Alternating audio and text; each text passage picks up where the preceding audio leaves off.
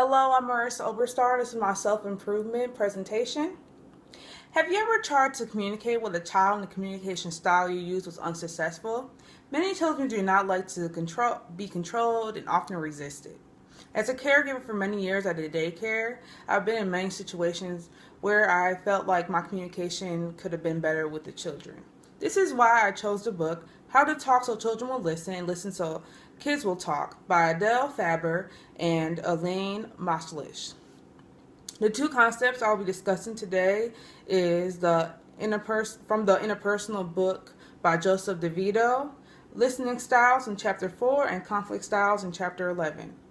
The three main points I'll be discussing is first, how conflict styles relate to how children deal with feelings. Next, how to use techniques of active listening and how to talk so kids will listen. And finally, listen so a child will talk is important when communicating with children.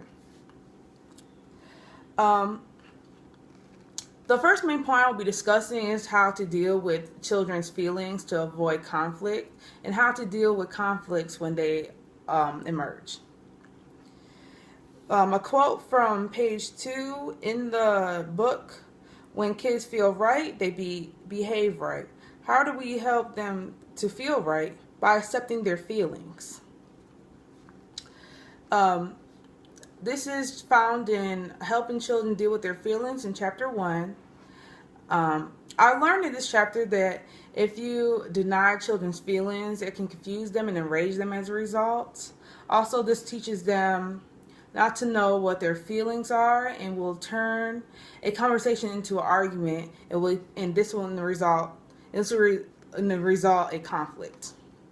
An example I could give you is children often say things like, "I'm thirsty." And the result, sometimes I will say something like, "No, you're not. You just had something to drink a few minutes ago. And you should have drank all the milk instead of wasting it." Because oftentimes they just drank something and then they say they're thirsty. In this situation, I could have confused the child because I am telling the child not to trust their own perceptions, but to rely on mine instead. This result creates conflict. I should have used the new techniques in the book. So example of something I could have said was, "So you are still thirsty even though you just had some milk?" This helps the child to rely on their own feelings and then have them think, am I actually really thirsty or am I just saying this? Competing and avoiding conflicts is something I want to discuss from the text, DeVito, from the author DeVito, page 295 and 296. Competing conflict styles is being verbally aggressive while complaining, blaming the other person. And this is the I win, you lose scenario. This is a style that a lot of parents are used to using according to the book. Also, here's avoiding conflict styles that suggest that you are relatively unconcerned with the other person's needs or desires. It's the I lose, you lose scenario. Lots of parents use this as a result too, and I'm guilty of this as well. As the author explains how many parents use to avoid conflict styles, you need to learn how to listen to children as well. As a result, in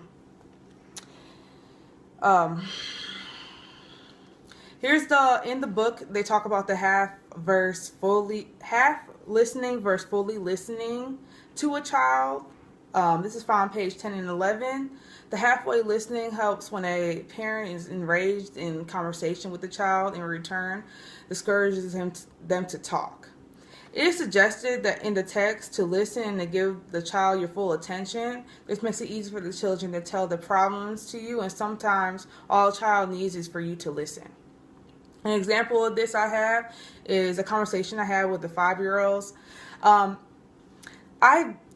We have a lot of children, so it's hard for me to give a child my full attention sometimes.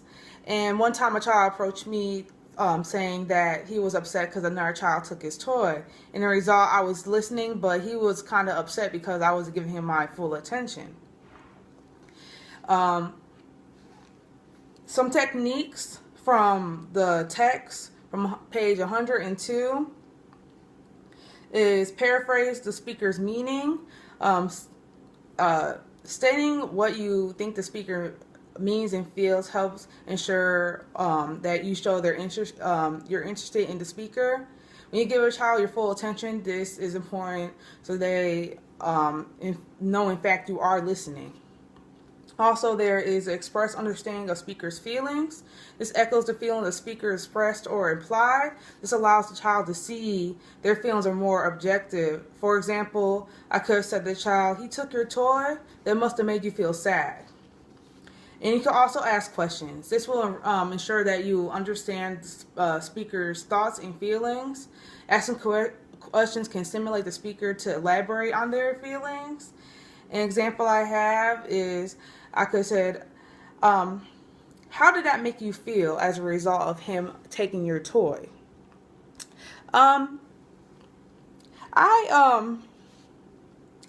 After going through this book, listen. So a child will take, talk is important when communicating with a child. Understand what the child is feeling is very important. This is something that I'm going to be using my every day now. I learned that warning strikes and lectures really don't work with children. You must first listen to what the child is saying, and so you can understand what they are exactly feeling. Also, you should never deny what a child is feeling. This can confuse and enrage a child and result, and you have to understand what the child is going through first as well. And also, you need to listen to what the child is saying. Halfway listening should be avoided, especially when dealing with children. Instead, give them your full attention. This teaches you how to cope with the child's negative feelings and can help you to cope with them as well. This book makes relationships with children less stressful and more rewarding for adults. As it teaches new techniques to use effectively when communicating with children. I suggest this to be a book you read or carry these techniques with you if you have children or if you plan on having them in the future. This book will help you to make your guys' communication and your relationship as a result stronger. Thank you.